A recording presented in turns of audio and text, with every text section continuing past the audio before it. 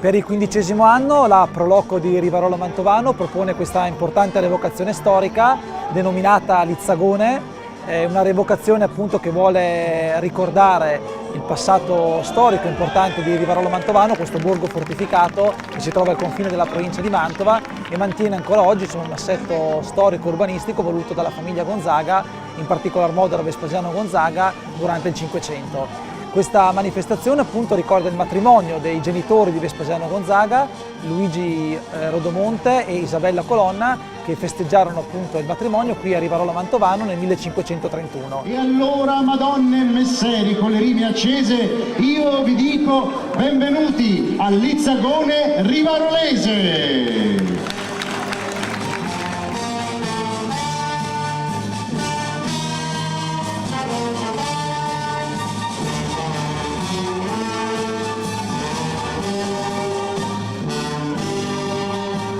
Tanti volontari ricreano quello che era un ambiente da allora, un po' tra il fantasioso, un po' tra il reale, recuperando anche un po' l'aspetto appunto monumentale del paese.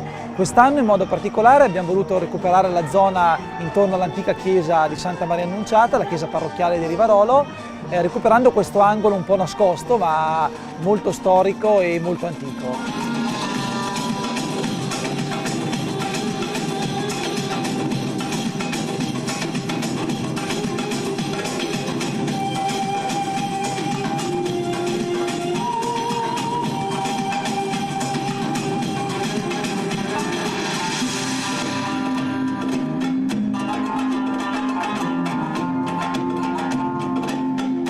Per 2 serate quindi abbiamo proposto 3 taverne che offrono menù storici e menù tradizionali e inoltre alcuni spettacoli veramente importanti dalla focoleria, giullari, armigeri, sputafuoco, mercati storici che provengono un po' da tutto il nord Italia.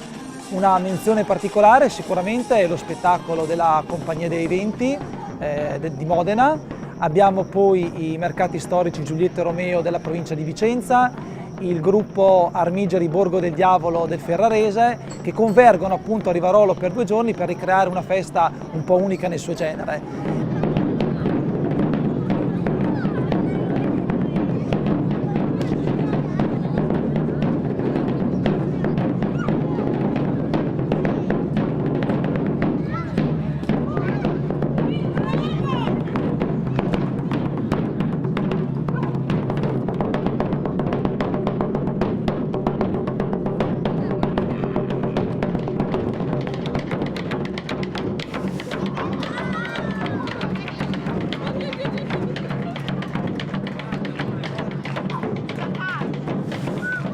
Quello che propone Rivarolo, al di là degli spettacoli e i monumenti che oggettivamente caratterizzano il borgo gonzaghesco, è un po' l'atmosfera che si può respirare in questa festa.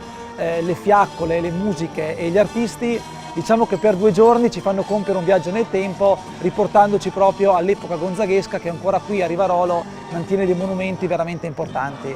Io chiedo, se volete vedere qualche cosa d'eccellente, andate ad avvisare l'altra gente, andate ad avvisare tutto un continente per non fargli perdere questo momento per la festa del Rinascimento.